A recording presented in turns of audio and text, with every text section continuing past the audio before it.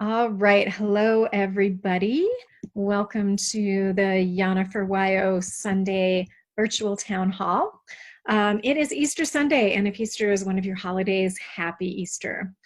We're going to be talking today. I'm going to do my usual COVID-19 update and then also talk a little bit about our joint issues in Wyoming of our suicide epidemic and our opioid epidemic.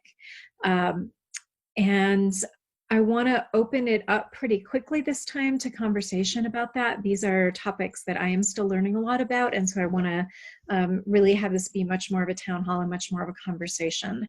But first, I've got a couple things that I want to say. So one of them is the COVID-19 update for the week. So we are up to 20 of 23 Wyoming counties that have confirmed cases, and that was a total of 263 cases as of yesterday. So one of the interesting and especially scary things about this is that about 47% of people who have gotten COVID-19 in Wyoming know that they came into contact with someone with it. But that's less than half of the folks. And 15% of people who have gotten it have no idea how they got it. They've not traveled to places where the virus was known to be at the time they traveled. They haven't come into contact with someone that they know has it. That kind of thing. And this is important because it reinforces the message that we really ought to be assuming that any contact is potential contact that can pass the virus between people. So I want to really emphasize for folks, like, act as if you might be carriers, that you could get people sick, and also that you might get sick by coming into contact with anyone, even if you don't know that they have it. So another piece that's been really sad this week is that one of our beloved Wyoming institutions, the National Outdoor Leadership School, or NOLS, has laid off 43% of their staff. And this is an over 50-year-old institution in Wyoming. And I talked with one of the NOLS staffers this morning, and she told me that their peak season for programs is between February and June each year, and Corona is hitting them particularly hard because of that. I'm also hearing from other nonprofits that other nonprofits that have been doing really good work, that they are also folding. So many of us in the nonprofit sector were already just barely making it as organizations. And so one of the really sad things that is happening is the world is losing a lot of really good. Somebody's got their mic on. I wonder if folks can mute for us so we don't get background noise. On top of losing a lot of people, we are also losing a lot of really good projects and organizations right now. And it's an additional heartbreak with the intersection between how our economy works and this pandemic, on top of the kind of simple fact that a lot of people are getting sick and some of those folks are dying. And I'm relieved that we haven't had any deaths in Wyoming yet, but I know that I have many friends around the country who have already lost friends and family members to this thing. So the impact is definitely being felt here in many ways. The other thing that my friend who works at Knowles was talking about this morning with me is the fact that we are all kind of living through a period of collective trauma right now. There's the stress of isolation for a lot of people. There's the economic stress, the fear for our lives and the lives of people around us. And any one of those might lead to someone experiencing trauma. Most of the people that I'm talking to are reporting some amount of the kind of like emotional shutting down and checking out, anxiety, being short with people around you, those kinds of things that often indicate that someone is experiencing a trauma. And I will share with you in the chat when I post this on Facebook today, a document from that friend of mine at Knowles that is dealing with what they call psychological first aid. And so it's based on the models of first aid for physical trauma, but applied to psychology. And I want to share that because I think a lot of us could really use those kinds of resources right now. So Stacy and I will add that to our document that has a bunch of different COVID-19 resources in it. Okay, so that's the COVID-19 update for this week. I want to turn my attention then to the topics for this town hall, which are suicide and opioids in Wyoming. So my energy around this is really different than the other town halls that I've been doing. You know, when I'm talking about the climate crisis or economic disenfranchisement, I have direct experience with the impacts of those things myself. And or I've been working in really diverse policy spaces for long enough that I know that what I'm saying is grounded in reality. But that's not really the case with today's topics. I'm really in a deep state of learning right now. Um, but here's the thing, like, I think that if a politician can't sit in a place of the unknown and learning, they may be a politician, but they really aren't much of a leader. We need to be taking the role of public service seriously enough that we need to move into that place of learner as much as we're in that place of confident direction setter. And so today's town hall is one that I'm coming to much more as a learner. And I would really like to hear your stories and your thoughts on what kinds of policies we ought to be setting and just what the lay of the land is right now in Wyoming on these topics. The opioid crisis in particular is not one that has touched my life directly. I've certainly had my share of suicides, but then when it comes to suicide prevention, I'm mainly sitting today with the ones that I didn't manage to prevent, and neither did our social safety net. So a little bit of statistics that I've been learning about that I want to share, and then a couple thoughts that I have before I open it up for other folks. So 13% of Wyomingites have no health insurance, and a lot of health insurance doesn't cover mental health services and doesn't cover drug treatment. So even if you have insurance, you may not be able to get what you need. The lack of good mental health services is particularly strongly felt among folks in the queer community who may find themselves with a counselor or a therapist who doesn't actually understand the issues that are really important for them. And we also don't have a lot of bilingual programs in Wyoming. So if English is not your first language, it can be particularly hard to find good mental health services. We have a higher opioid prescription rate than the US in general. And 88% of people in Wyoming who need addiction treatment are not getting it right now. So I think that part of what's going on is that we have a treatment crisis. In terms of suicides, it's estimated that Wyoming has a suicide every other day, and that is not quite, but pretty close to twice the national average. I talked to a law enforcement officer on the west side of the state last summer and had a very interesting conversation with him. He was staffing a suicide prevention booth at an event that I was tabling at. And he thinks that the problem in Wyoming that we have is actually as much about men not having any support to be able to talk about their feelings as it is for anything else. And so this is interesting. This male law enforcement agent basically telling me the problem is men can't talk about their feelings. So in his mind, it's a cultural and a support system issue as much as anything else. And I tend to agree with that assessment. This issue of suicide is also particularly concerning to a lot of the students that I've talked to in the state. Too many of our young people have already dealt with a suicide among their peers. So here's a couple of thoughts that I've had coming out of my conversations that I've already had, and then I want to open it up for you. So first, I don't think that anybody should end up with a police record because of drugs, like whether that's using drugs or being addicted to drugs. Addiction should not be treated as a crime. We have criminalized drug use in this country as a whole, and certainly in Wyoming, and it makes it much harder for people to be able to admit that they are a part of a thing, and way harder for people to actually get help if that's what they need.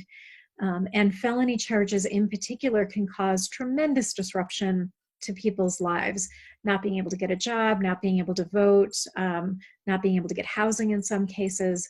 So I know for sure that I believe we need to stop criminalizing people's struggles. The second one is that opioids serve a purpose for a lot of people, that, you know, many disabled and chronically ill people need access to opioids, and we need to find a way to provide that access without having it tainted by pharmaceutical companies that push more of it through the medical system than is truly needed for the sake of profits. The third thing I know is that legalizing marijuana would help a lot of people to transition off of opioids. There's been some interesting studies about using pot as a way to get out. You know, it gets, you know, people mistakenly refer to pot as a gateway drug, and I think it's actually the gateway out drug for a lot of people. And I would really like to see us go ahead and legalize marijuana and then be able to use that as a tool in this crisis, and also for a lot of people's mental health struggles. I know a lot of people who use marijuana as part of their mental health program for themselves. You know, and obviously we need our mental health systems fully funded. It's a core part of Medicare for all, and I believe that having decriminalization of addiction combined with fully funded mental health services would definitely go a long way to helping us through this thing. And particularly student health services need to start as soon as people are in school. You know, you read stories sometimes about 8-year-olds killing themselves, and, you know, this is completely appalling, and there's no way that that should be what's happening. And so we need to make sure that student health services include mental health. So those are the very limited talking points that I have on these issues at this point. And I really would love to hear from folks about, you know, what your stories are, what your experiences are, what you think we need to be doing about both of these crises. As I said earlier, and I know, you know, not everybody heard the front end of my opening comments, but I am very much in a state of learning and in a state of wanting to hear from you all about what you think is important with this. And I might even take some notes. So if you see me concentrating and looking like I'm typing, it's because I'm typing, and because I really want to get what y'all are giving me. So, so welcome, everybody. Thank you for coming out on a Sunday afternoon, and I would love to hear what you have to say about this. And Isabel and Tyler, you are new folks in my circle, so I don't know if either one of you wants to start. It looks like everybody's muted at the moment. So I don't really know what to say. I just think suicide needs more attention, and people need to act more for it. Like, do you know what I mean? Like, I don't know. I just feel like there isn't enough support out there for people who are going through this.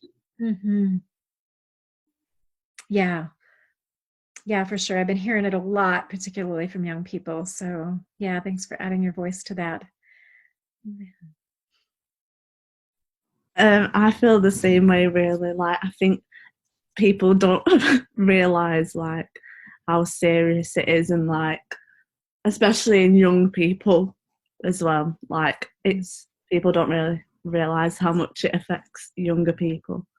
And it's a lot of pressure and stuff. So yeah. Do you two have a sense of what the issues or kind of life circumstances are for young people that are feeding into them struggling so much right now? I mean, I have theories about this, but it's not as helpful for a 50-year-old to be speculating about that as it is for, you know. Wait, can you ask again? Sorry, I didn't hear the question.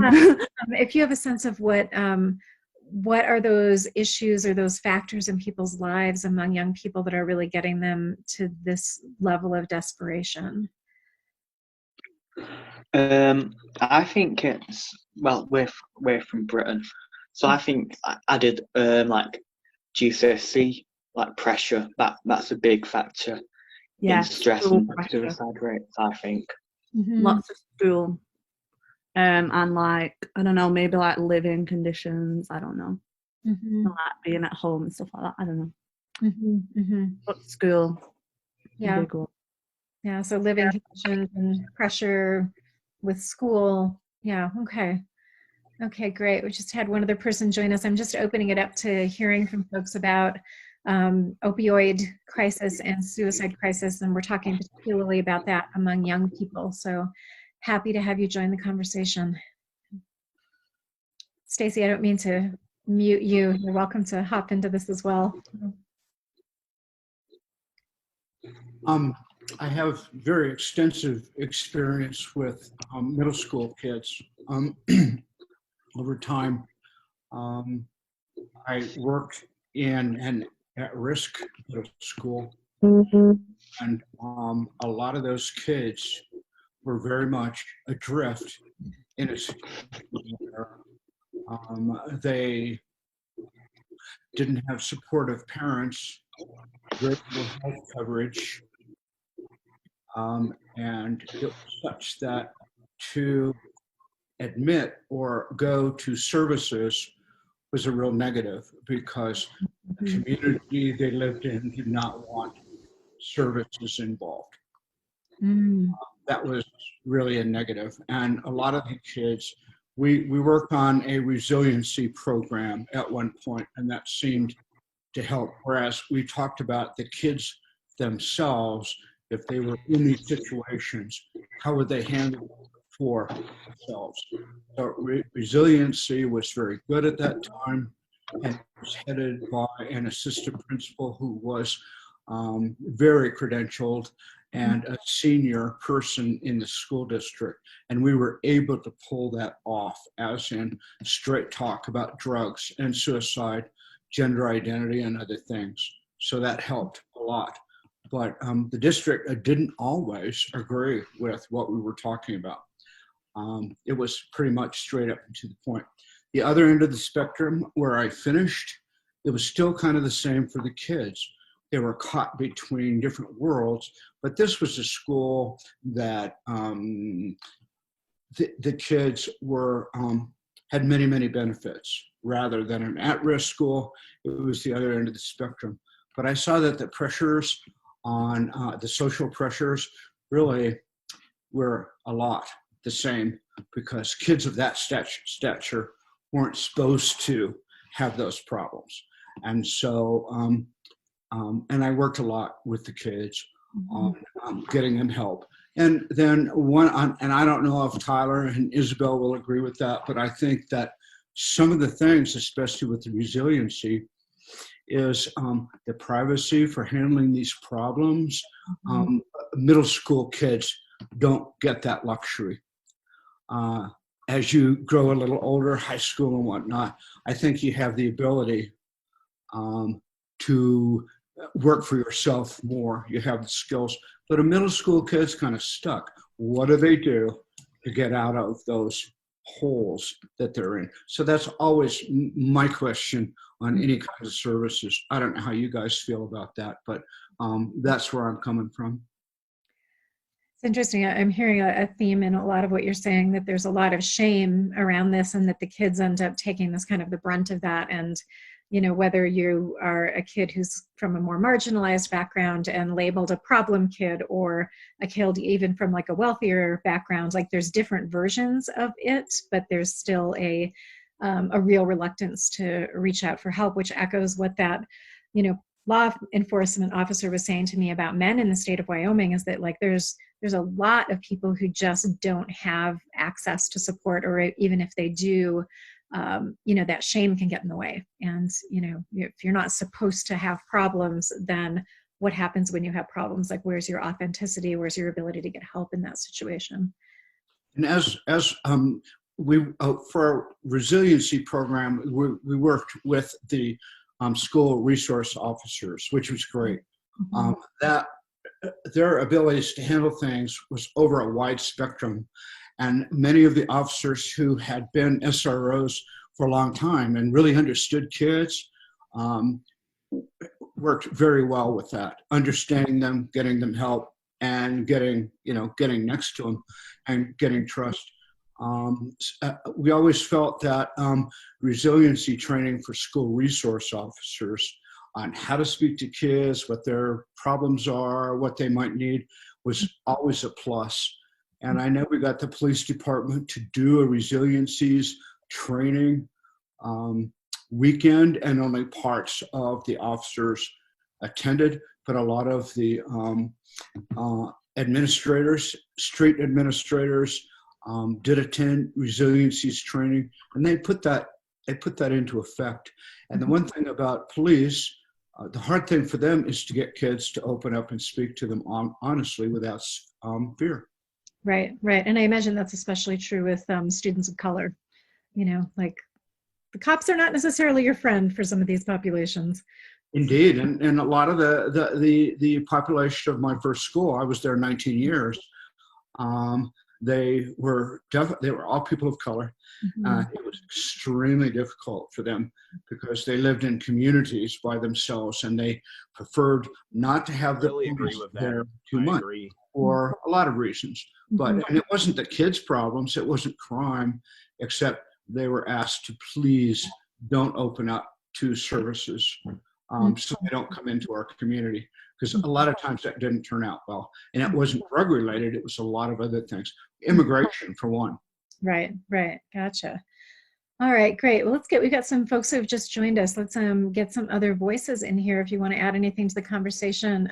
We have Mr. Joe Mama, I love that, and somebody on an iPhone. And if you all have anything that you want to add, we're talking about the suicide epidemic as well as the opioid crisis, although mostly we've been on suicide in the conversation so far. But I would welcome your input and what you have to say on the topic. Hi, I'm actually English. I see this on Twitter and I thought I'd join in because I really feel for the situation that's going on.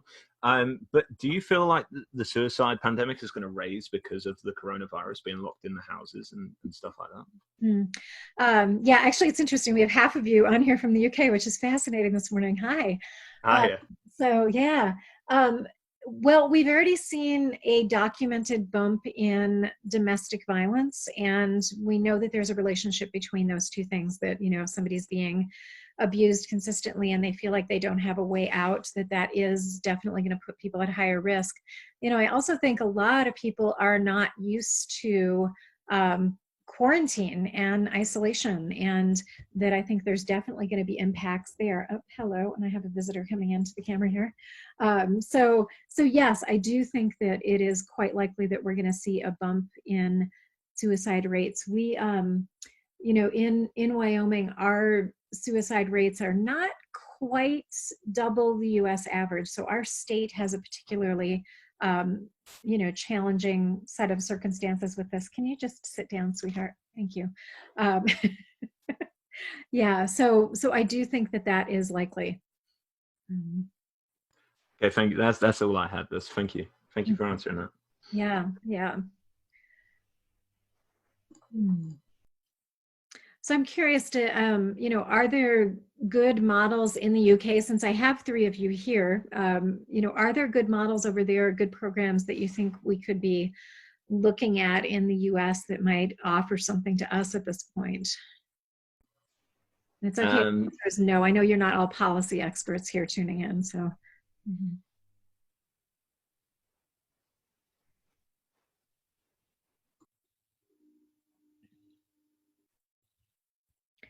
Okay, that's fine. Does anybody else want to toss in anything about either suicide or opioids this morning? I keep saying this morning, it's afternoon here. I don't know why I keep saying that. Because of the pandemic and sheltering in place, I went north in Wyoming, and I went up the eastern border north, and then I came back down on I-25, and as I expected, it was very, very deserted everywhere. People are sheltering in place. But as I came south on I-25, it was spooky how deserted that was. Really lonely. I've never seen I-25 like that before. I passed one truck coming south in 90 miles. And what struck me was the remoteness there. I had never felt remoteness like that anywhere in the US. And so as I'm thinking about suicide and opioid and being able to open up a couple of the small towns I went through, I thought, be interesting to stop here and stop there. Of course, I didn't because of shelter in place. But, you know, it struck me how small these places are and how everyone knows everyone. You know, that came back.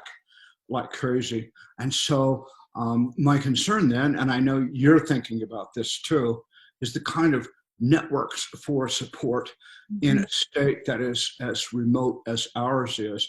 And I was just completely struck yesterday by how deserted the entire state really feels, even coming down I-25.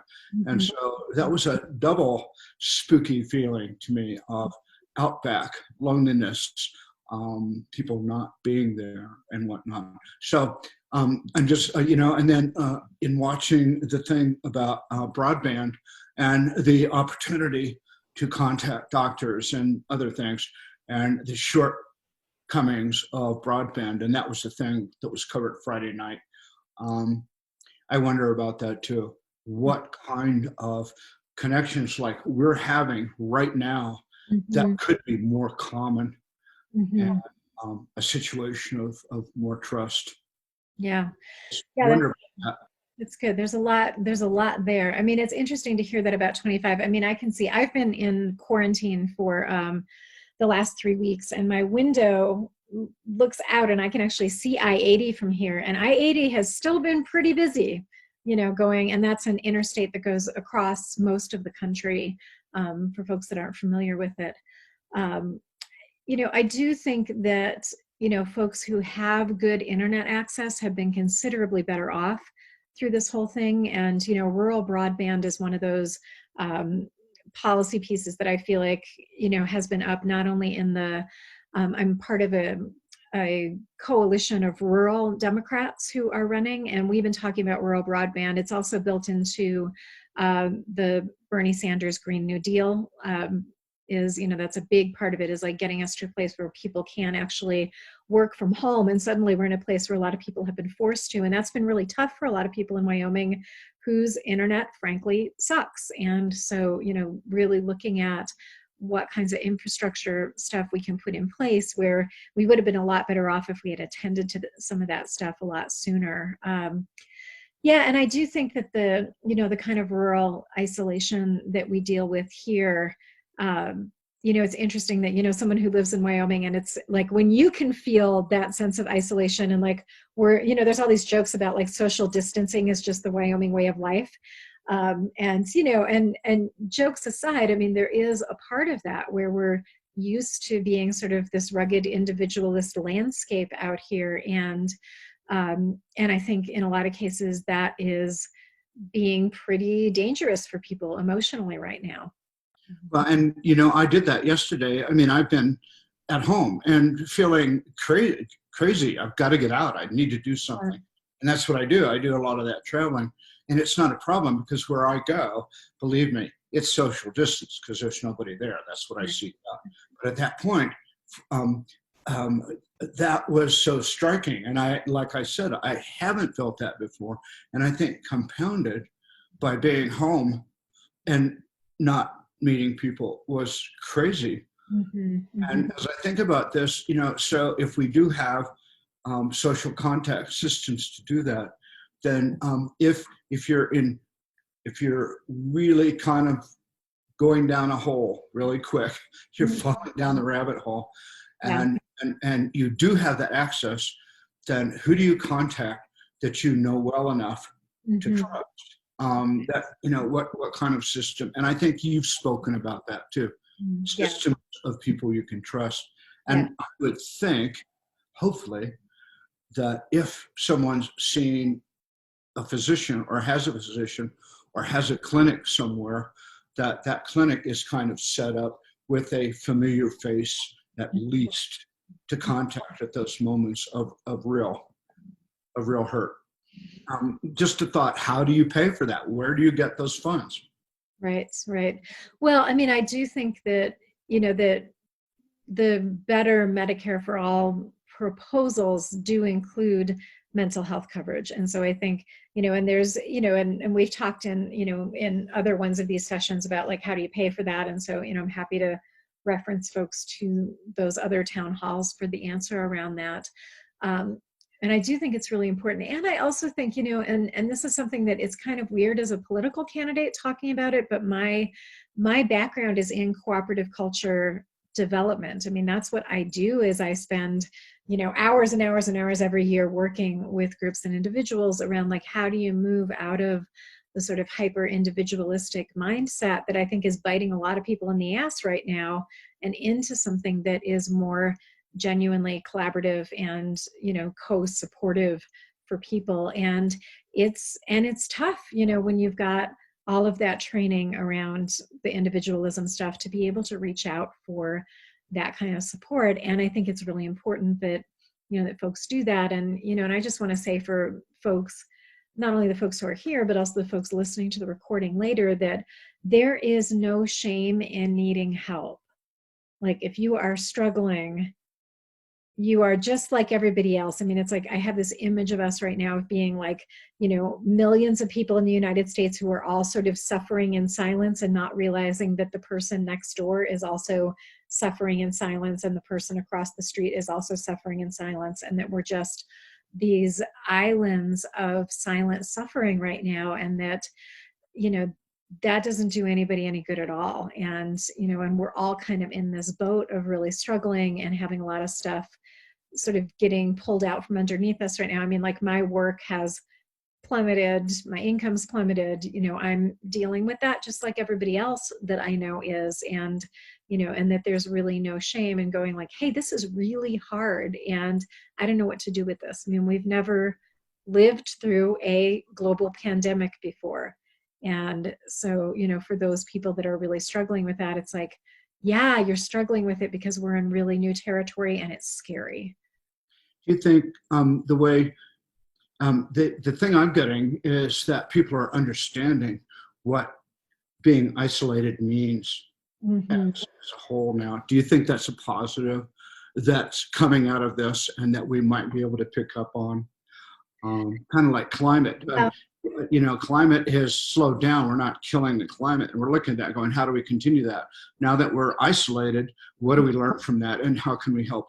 Yeah. And I don't know if any of y'all had seen, I did a Facebook post, not on the campaign page, but on my personal page the other day, basically talking about the ways that the experience that we're having right now is reminding me of my years living in an eco-village, actually, that, suddenly social support is like a really big thing, and people are working from home, and like mutual aid is part of the conversation, and no one gives a shit that you haven't had a shower in 3 days. I mean, there's like, all of these like sort of, more or less amusing and more or less substantive things that are going on. And I do think that what we're experiencing right now does have things to offer in terms of teaching us that things that we thought weren't possible and that we couldn't take, that actually may even have some upsides. And, I was thinking about this today, that, I feel like my orientation is that you work like hell to change the things that you can change. And for those things you can't change, you try to find as positive of an experience of it as you can, which I think is what you're doing right now, Stacy, is like, well, so what's the upside of this? And then there's the things that, you can't change and that you really can't find a positive thing. And then I think we're in the state that all of our ancestors were in at some point, which is like, you endure the things that you can't either change or find a good spin on. And, and I think that that's really, that combination is where we're at. And for that third category, we need social support, to be able to do that endurance thing. We can't just try to do that as independent operators and think we're going to be okay at the other side, Can you put up where to find the opioid abuse and the suicide data and information for Wyoming, where that is? Can you put up? Yeah, I can. I'll go ahead and toss that into the comments. Because, while you were talking, it was like, okay, so we're talking about this now. Do we know why people get opioids and get addicted to opioids beyond just the huge addiction factor, and they might have been taking it for pain? And this probably is a ridiculous question, I hesitate to ask, but why do people commit suicide in Wyoming?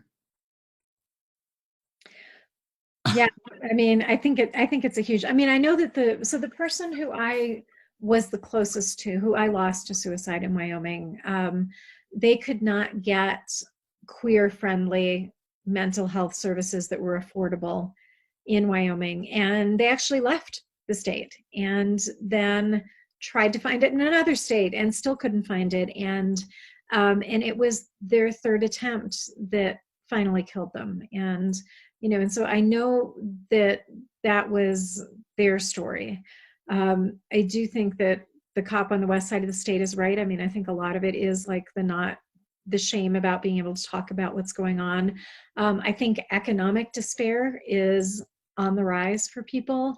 I think climate despair is on the rise for people. I think many, many people are really struggling with the fact that the planet is coming apart at the seams right now. And that, particularly among young people, it's like, if you're 18 and looking at that, like, you're looking at a long life with a lot of suffering at this point, and you did not do that to yourself. And so I think there's a lot of despair there. I think the kind of pressure that Isabella was talking about with, the pressure with school, I mean, I think all of these things feed into it. I mean, there are a lot of very rational reasons why people are struggling like hell right now.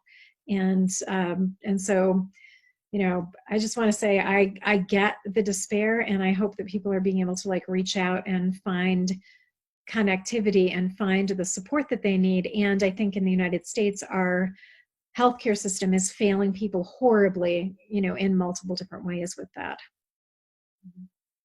So I have one more question. I'm going to be totally quiet here. Isabel and Joe and Tyler, you all have young faces. So I'm just noticing this because my question is, What's about? Now that educations are being interrupted and it all has to be done online, and it's slowing that down and making more of a struggle, how stressful and nerve-wracking is that? I'm 23, so I'm not in education anymore. Thank you for saying I've got a young face. Thank you. Mm-hmm. It's very stressful, but here in the UK we have mental health facilities like the RSPCA that do help us out. Mm-hmm. Yeah, no, the RSPCA are really good at helping people out, They are. They really contribute a lot to mental health and stuff like that. Yeah. Mm-hmm. I really appreciate having this be an international group at the moment, where we can sort of hear that other countries are doing things differently. So I wonder, so we've had Isabella and John and Yusuf all join us, and Asim. If any of you want to hop in and offer like your thoughts about suicide and opioid crisis, I'd love to hear your voices. Yeah, I think suicide is very bad as loads of people die from it, and that can affect families. Yeah. And I think suicide, like if you're suffering from mental depression, you should go online or speak to the NHS or like anyone close relative to you if you're having any problems. Yeah, thanks. It sounds like we have a whole bunch of Yeah. Yeah, it's great. Yeah, Isabella, please.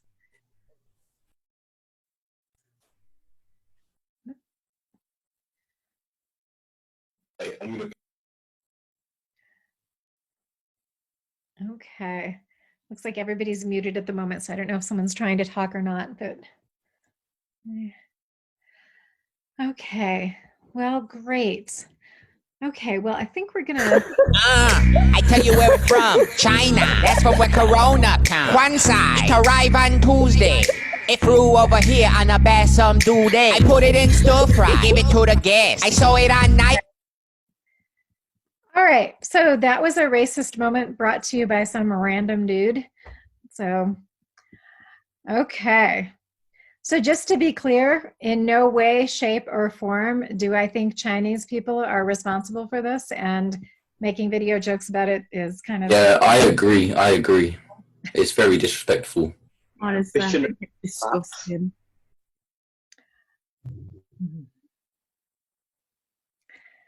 Okay. This is, as much as I'm frustrated with Zoom's upped security with things, that is why we've done that, is to not have that kind of thing happen. And it's a public forum, so. Okay, cool. All right. Does anybody have anything else you want to say about this? I'm super happy to have people join. And if you came late, there's there'll be a Wash it in dry clean, give it to more cop. No one suspect me because Okay. I wonder if we can just get rid of. Can I say something? I'm just going to remove. No, honestly, I just think no. coronavirus thinking. Hey man, 45 minutes I wait here, no I get eat chopstick. I'm sorry, but I have it and you have it, or you ate it when I made it in chicken and celery. I guess you should have ordered some Mickey D's risen. I had coro, and you had coro, and we had coro.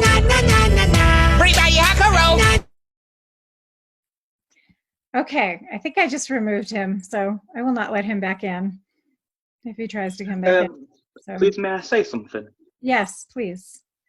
So in the US, I'm just wondering, what kind of suicide prevention do you have? Because in England we have the RSPCA. I'm just what do you have? Yeah, so part of the problem is that we actually don't have a lot of services, particularly in Wyoming. So the state that we live in is the only state in the country that actually doesn't even contribute to the National Suicide Prevention Hotline. And so that is definitely one of the problems that we have here. But, we don't have something like the NHS here in the United States either. It's, what's being proposed is called Medicare for All. And so we are trying to get that passed right now and, move into a place where we actually have a lot more resources than we do right now. There is a National Suicide Prevention Hotline. They do really good work and they are underfunded and understaffed.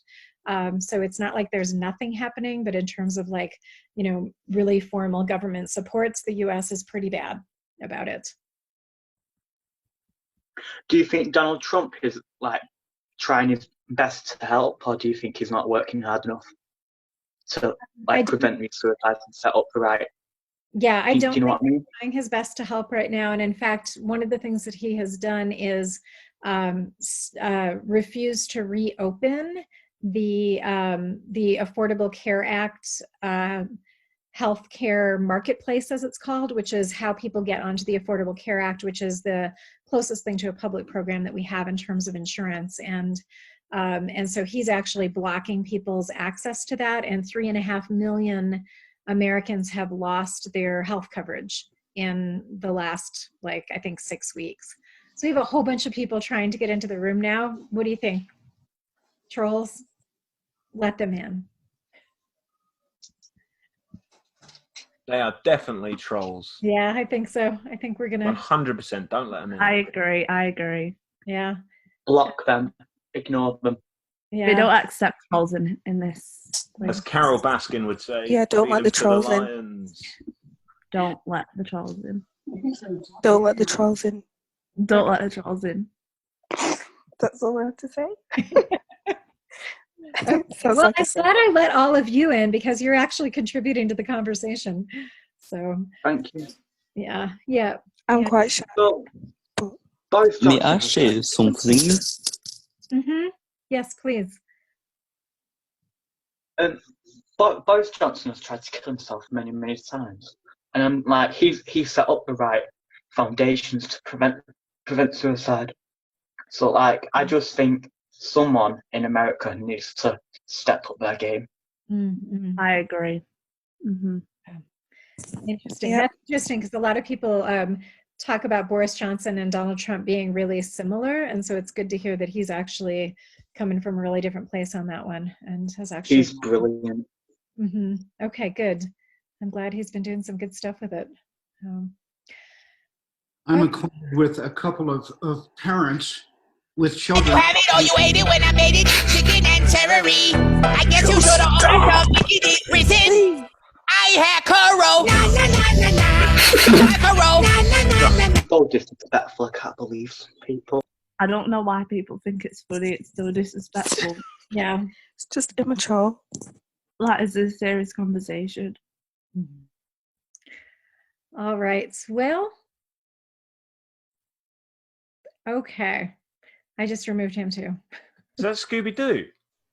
No, in the corner. Oh no, he's gone now. Don't worry. Sorry, the dog took my attention. Cute puppers. Okay. Well, Kind of racist. How? Sorry, I what? embrace all What? cultures, but I'm not a racist, but some people are just unbelievable on how racist they can be. It amazes me.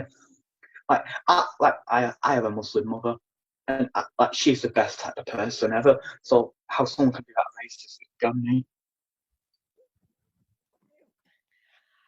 okay, everybody. Well, I think I'm going to wrap us up. So this is about as long as we've been going with these sessions. So thank you, those of you who. Question. Well done, Yana. Thank you. Well done. Yeah. Thank you. I was Great wearing a night. hat. I'll take it off for you. Question. So, wait. Thank you. Question. Presentation. I have a question.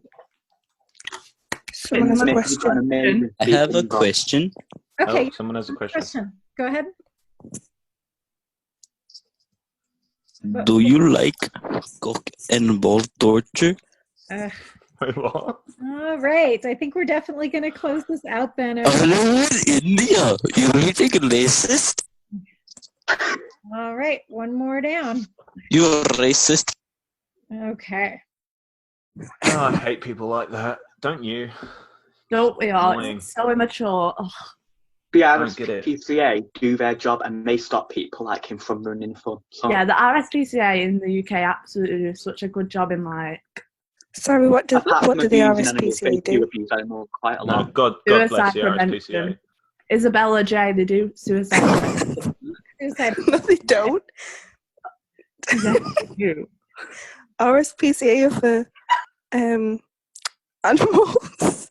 They're for Isabella, what are you on animals. about?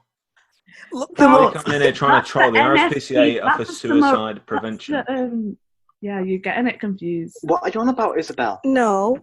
The RSPCA NHS then. is for animals. I'm gonna share my NHS. screen and look it up now. No, I'm gonna share my screen and show you.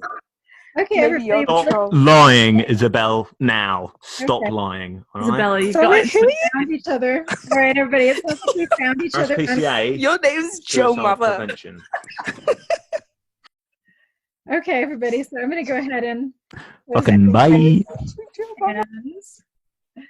And it sounds like we found each other on Twitter, so definitely feel free to find me there.